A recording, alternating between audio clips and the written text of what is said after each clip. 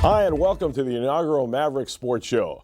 In this show, we'll get you up to date with all the Maverick sports. We'll include stats, interviews, and stories. So let's get things started. We'll take a look at cross country. Second-year coach Steve Smith has two returning seniors with his cross-country team, Kayleen Harris and Tani Tangi. The three sophomores on the roster are Allison Hartnett, Nicole Nelson, and Mary Margaret Nelson. Freshmen Jana Bronze and Jolene Smith and Lisa Tsarek round out that entire cross-country team. And, you know, the one thing that is tough about cross-country is you don't have a coach with you all the way. You're out there all by yourself. You have to make some decisions on your own. So that's why it's important to get your game plan together. You make your plan and work your plan. The Mavs have two meets under their belts at the time of this taping of the show, and they'd be competing in their third also, which we'll update you on. So why don't we take a look at some of the stats that they have to this point. You see the Maverick cross-country runners. They were finishing third of four teams at the UNO-UC Invitational. You see the top two, very familiar names. Jenna Bronze, also Nicole Nelson helping in on that. That was back on September 1st. They also were running in the Woody Greeno Invitational, where they finished 7th out of 21 teams, so we're in the top third. Again, Harris and Tangi leading the show there.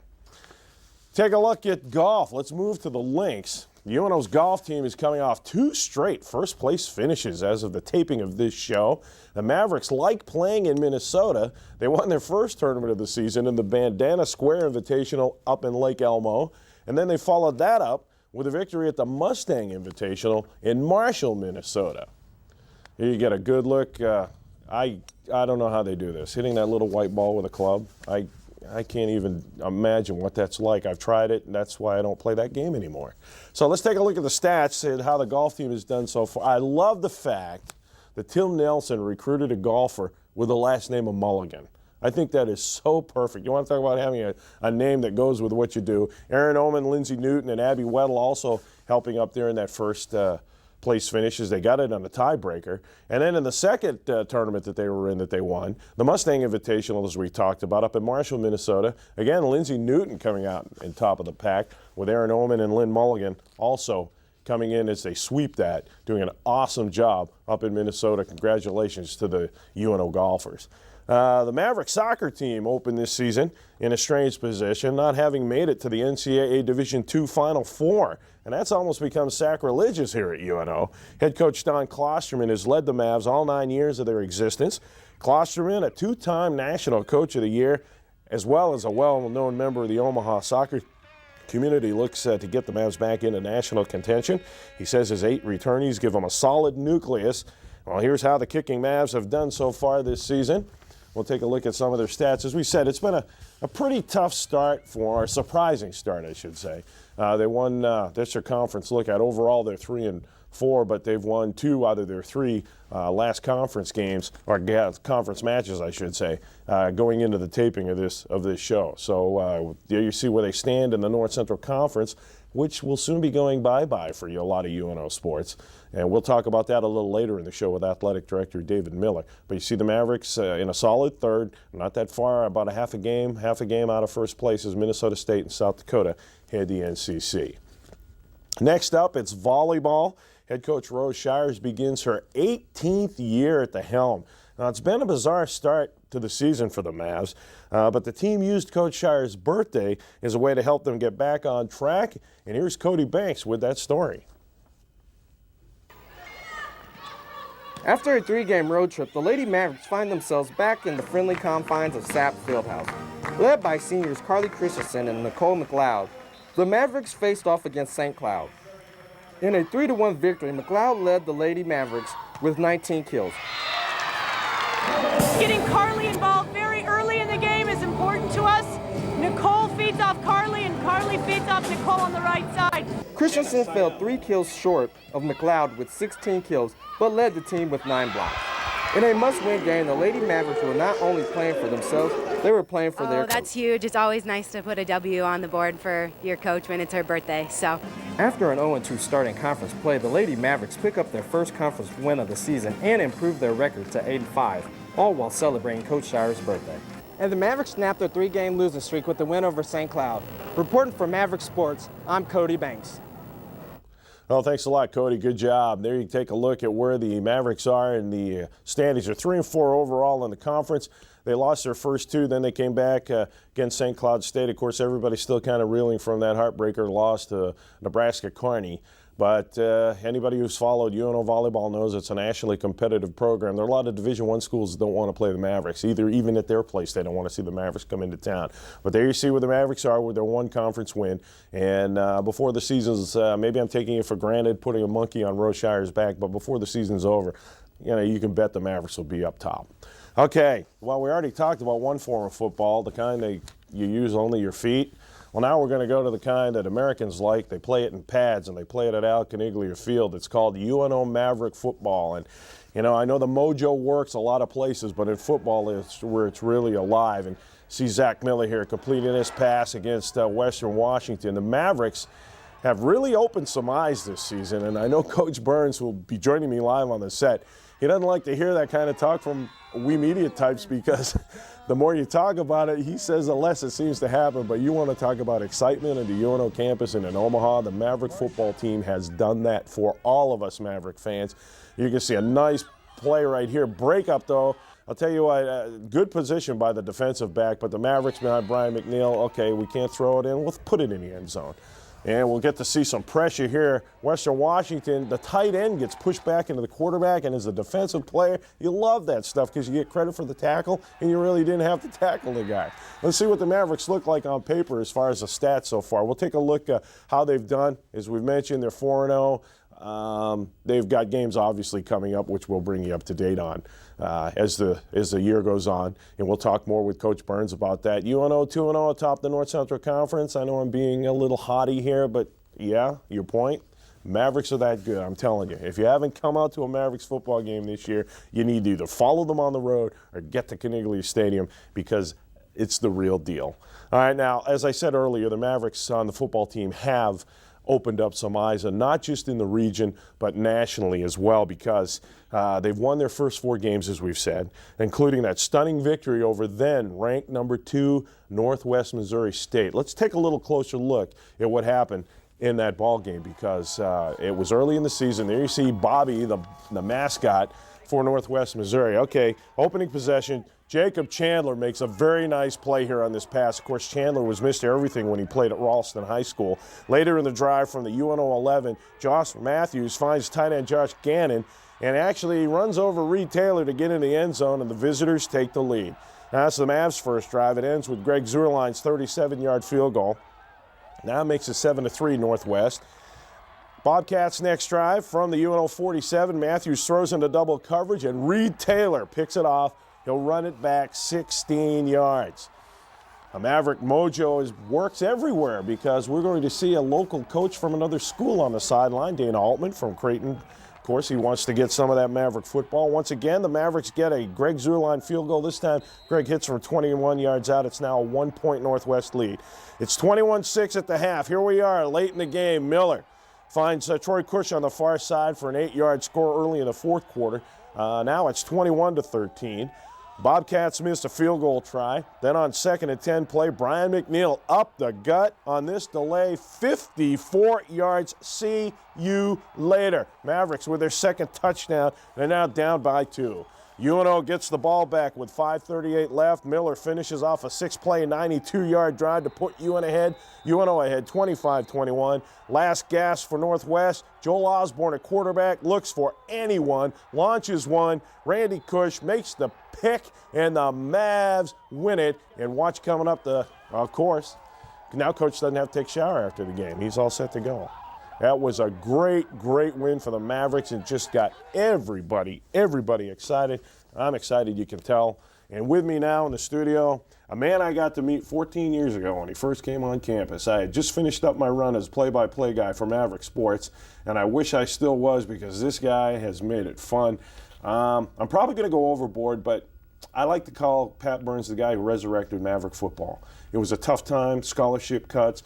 He's had to run through times of noise out of Lincoln, let's get rid of Maverick football and all this kind of thing. But, Coach, thanks for joining us, and congratulations. What a great start. What a great career here at UNO. Well, you kind of work at taking a season like this or a career like we've had here kind of on a day-to-day basis and try not to get too caught up in the hoopla around it, because I think that's important to stay focused on what you're doing. And that's what we've tried awful hard to do. We try to get our players to do that. We try to get our coaches to do that. And it's been the same since we started on day one. And, just one of those things. It's fortunately we've had a lot of good people, a lot of good help, a lot of good assistance, awful lot of good players that came through here in the last 14 years. And you know what? That's what makes the difference, is the players that you have on your team. Yeah, but also helps when you have the leadership that you provide. Well, there's a point in time where you do what you do during the week, and you try to put a plan together and stay with the routine, and then you get to be kind of a caretaker. Just make sure they get there on time and get the lights turned on, and I mean it very sincerely. If you do a good job during the week, the guys will do what they're expected to do on weekends, and you just try to develop a tradition. You just try to develop a standard of what you want to live by, whether it's on campus or off campus, in class or out of class. And when you get to that point, it does work to your advantage on the field. All right, now every coach loves the kind of start that you've had. You don't necessarily expect it, but you hope it would happen. Give me some, if for the people who haven't seen the Mavericks play football this year, tell us why you're undefeated at this point. Well, I think there's a couple reasons. We're doing a few things differently in our program right now to try to pick up, because I'm not sure if we have the same type of things going on either side of the ball that we've had in the past. So you just look for those little things that make a difference in a game, and the little disciplines, the penalties and things like that. And our players have really embraced what we're doing. They don't put themselves in very difficult situations. Now, some people might look at a 21-6 being behind against Northwest Missouri as pretty difficult, and that was difficult. You started looking up at that scoreboard and wondering if you're going to have enough time, because they're an awful good football team. And what our guys have learned to do is just keep plugging away and keep working, and then something's going to happen. Through a course of a game, it's real difficult for nothing to happen. And we just know we've got the kind of players that when we just keep working and plugging away, something will happen, and that happened. We had a great run by Brian McNeil. Zach Miller made some great plays. Troy Cush made some great plays, and then once that stuff starts happening, it puts you back in and gives you an opportunity. Well, the one thing I've noticed about your team since you've come to campus, you're always going to have your standouts. You're going to, in this case this year, you're going to have your Millers, the McNeils, the Cushes, the Chandlers, the retailers, etc. But I like the guys who play their roles. They don't complain. They come to practice, work hard every day. And when you say, okay, Johnny, I need you to do this, it's like, okay, Coach, I'll go and get it done. Right. I really enjoy that well, part of the I game. think our players do understand, and I guess, first of all, that we got 100 plus guys on the team, and they got to understand that every man on that team is a part of what we do one way or the other, whether it's a scout team, whether it's practice, whatever it may be. And that's what we sell awful hard, is the team aspect of that thing. And then it's a matter that everybody can't play all the time. That's hard to do in this game, because you can only put 11 of them out there at one time on offense and defense and special teams. And you've got to make sure that people understand, here's the standard that we set, here's what it takes to get you on the field. And if they understand that and know that they can eventually work towards that, then it does work to your advantage to give you a chance to be successful. All right, now when you were analyzing what you had to work with this year, I can imagine you during the offseason just being excited. Can we just kick off now? Right. You had some great potential coming back. When you're at that point of the season, before you even get to start workouts, you get with your staff. How do you break all this down? A lot of people don't understand that. Well, the simplest way that we try to explain what we do is it's people, it's players. And you look at your roster, you look at your recruiting, you look at the guys that left and who's going to replace them. And, one of the things we said at the beginning of the year is that we thought we'd have a pretty good football team, and obviously that's come to fruition at this point, that we do have a decent football team. But the thing that was going to be a concern to us is our depth. And we had a couple concerns with the offensive line, and we had a couple concerns with our linebacker position, especially in the inside linebacker position. Now, we've taken a couple hits in the offensive line.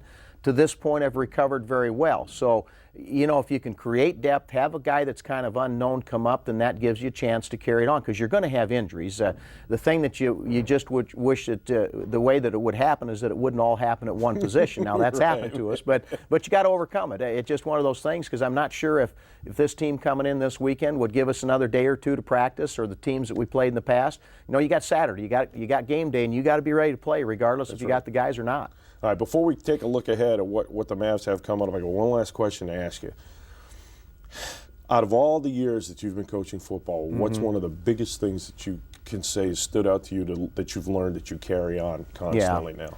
Well, I guess maybe the thing that I carry on the most might have been in probably the worst situation that I've ever been in as a coach when I was an assistant coach. It just, you know, there's a way to treat people and there's a way not to treat people, whether it's coaching staff, whether it's players, whether it's people around your program.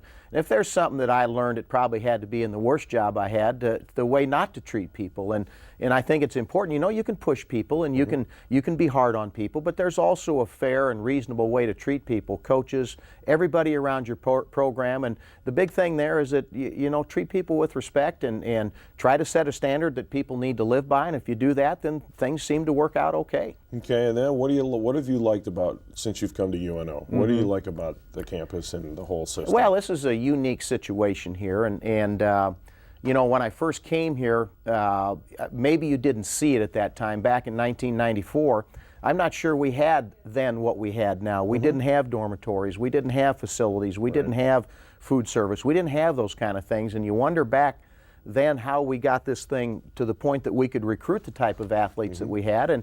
And quite honestly, we had a coaching staff that went out there and just sold a dream. And how we got people to buy into that, I'm not quite sure. Maybe they had the same vision that our campus had, that someday we would look like we look today. And I'm not sure how they'd have done that at the time, but maybe it was the localism. We felt at the point that if we could recruit on a local basis, that all of a sudden you're going to have guys that take a little pride in what you do, take a little concern in what you do, because they don't want to go home and face the people that had been beating these guys here for that period of time. And, you know, I remember looking at a roster of the University of South Dakota when we first came here, and they had almost 50 guys on their team from the state of Nebraska.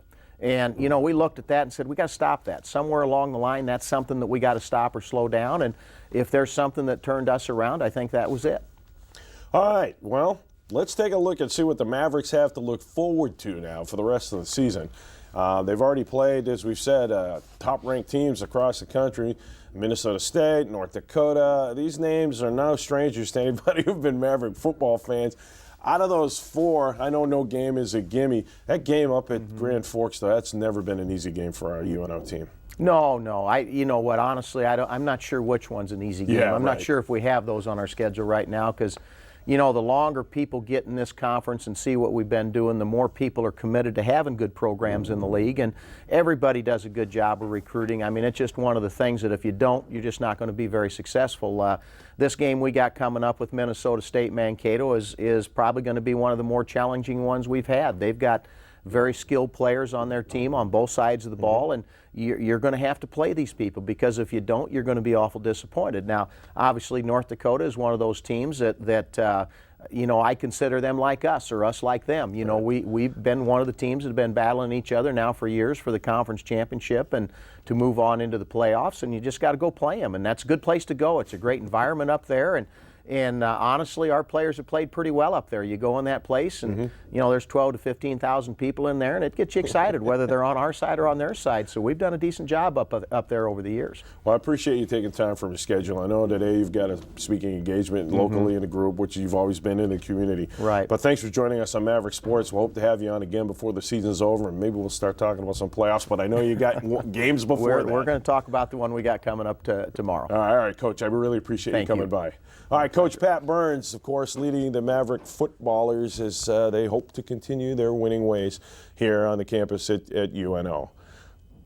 All right, let's take a look at some of the other upcoming sports. Tim Young Invitational, of course, Steve Smith's crew's got to run in the cold. And again, if you've never run cross country, it's a challenge. And then you've got the NCAA 2 regional and national meets in through November. All right, we'll move on. And from cross country, we'll take a look at golf. Again, a game I can't play for anything, but September 30th and October 1st. And we'll be taking a look, too, at a lot of these sports and the results as Maverick Sports goes on through the year. And then down later in August, the North Central Conference Tournament. So the golfers are set for that. In volleyball, of course, a heavy conference schedule. South Dakota, Minnesota, they're up at Augie and Sioux Falls. Never a fun place for a Maverick team to go. Then they're home against North Dakota. And then the following week is South Dakota up there in Vermilion, where they get to play up in the Dome. And if you never played volleyball in a dome, that's a challenge too. Soccer, of course, St. Cloud State and Minnesota State back-to-back in September at the end. Then, of course, October 5th and 7th with games against Metro State, South Dakota, and the Mavericks. Very fortunate Don Klosterman's crew get to play all those matches at home. And any coach will tell you a home game is fun. That's the best thing that you can have. Now we're going to move to hockey because the Mike Kemp-led Maverick hockey team will be starting things here later in October. Mutual of Omaha Stampede out at the Quest Center, which has become a major event to kick off hockey in Omaha and, of course, in this region. UNO hockey has really captivated a lot of people and gained a lot of fans. They get the crowds there at Quest Center. And, of course, for those of you who are into water sports, swimming and diving, they'll be at Colorado School of Mines October 19th and 20th. If you've never tried competitive diving, I mean, you can go out in the backyard or you go to a pool someplace or out to the lake and you think, hey, I can do this stuff.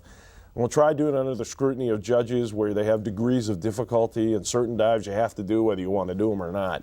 And, of course, swimming, you get in the water, you have to keep your strokes perfect, go as fast as you can, come back to the finish line before everybody else. Not as simple when you're in water. So there's a look at what Maverick Sports are doing in the future. And to learn more about Maverick Sports, there's your website, www.gomavs.unomaha.edu. And for tickets, and this is important, call 554-MAVS or 554-6287 to get all ticket information to all Maverick sporting events. And for those of you who are maybe even new to Omaha or never taken in a UNO sporting event, I urge you to get out here. This football team is great. Volleyball team has a great history. Cross country, yeah, you might have to wait for them to come back, but if you station yourself around, around the course, you'll be able to see the runners and exactly how they do things. So that's a look at what's coming up for Maverick Sports, and that's a look at your ticket information, so we hope you take advantage of that. And it gives me great pleasure to welcome one of the newer faces on campus, but no question it's a big name. He's the big Maverick, actually, the athletic director for UNO, Mr. David Miller. David, thanks for taking time out and joining us on Maverick Sports. You're welcome. I welcome this opportunity. Well, it probably didn't take, I know you're not new to college athletic administration, but it probably didn't take you long to be on this campus to realize just how dyed-in-the-wool UNO is in this community. So when you realize when you got here, I guess I should go back and have you tell us a little bit about yourself since you are new and some people haven't met you yet. So give us a quick background and then I guess maybe we can get more into more meat about being UNO. Well, I want to start off by saying, first and foremost, that I'm honored and privileged to be the athletic director at the University of Nebraska Omaha, and it is an opportunity that I take very seriously and an opportunity that I've sought for a number of years. I'm a Southwest Iowa guy. I grew up in a small community called Manning, Iowa, 75 miles from here or so. My wife's 3 generations Omahan. My one brother-in-law played football here. Another brother-in-law played baseball here. I joined the service. I was stationed at Offutt, been a member of the community. And so this is truly an opportunity, both personally and professionally, that I have sought for, quite honestly, 12 to 15 years. I truly believe that UNO, when you throw everything into a bucket, all the different opportunities, we have an incredible opportunity and a great opportunity to be successful in regards to our athletic program. Well, of course, moving into that then, obviously you know the rumblings before you took the job. It got volatile at times. People were worried. You heard things coming out of Lincoln, cut this, cut that. Well, now you're here and you're moving from this point forward. The state of Maverick athletics from this point forward. I think the state of Maverick athletics and the future of Maverick athletics is outstanding. We're going to be very transparent. What happened last year that made an incredible amount of news and quite frankly, our bell got rung. It was an embarrassment to the university. We know about it. We admit to it. As Chancellor Christensen has said on numerous times, what we had was failed administration, failed leadership. Nobody in the athletic department did anything wrong. In a number of ways, quite frankly, we were victims as well. I feel bad for my predecessor, David Herbster. He got dealt a very bad hand, and I feel bad for David, and I visited with David on that. But quite frankly, as we mentioned, it's in the past. We're moving forward. We have so many things to be proud of, so many great opportunities. You look across the board at our athletic program, we are very, very successful. There's interest on our campus. Our campus wants us to be successful. Folks in the community want us to be successful. Our alumni want us to be successful. So we're moving ahead.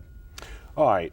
Now, I know most coaches, obviously, they live in the now, but as an administrator, you got to kind of look down the road.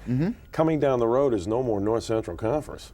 I mean, we're moving, basically. Absolutely. We're going from the most southern member of a conference probably to the most northern member of a conference now. Talk to us a little bit about that and how that will affect in what it's done for you and your job. Okay. Well, in fact, it's ironic you bring that up because our commissioner, Jim Johnson of the MIAA, is actually on our campus today. And so we're having meetings with Jim. I think it's a great move for us. Given the fact that the direction that the North Central Conference has gone with Northern Colorado, North Dakota State, South Dakota State, taking their fortunes to another league, to another division level. Quite frankly, the NCC was not that competitive for us anymore. We aspire to play our athletic programs, all of them across the board, at the highest level of Division II and Division I hockey. And in going to the MIAA, quite honestly, we are going to what I believe is the most competitive and the best Division II conference in the country. Year in and year out, those programs are there. And with the addition of UNO, it makes a very strong conference, quite frankly, even stronger. Right.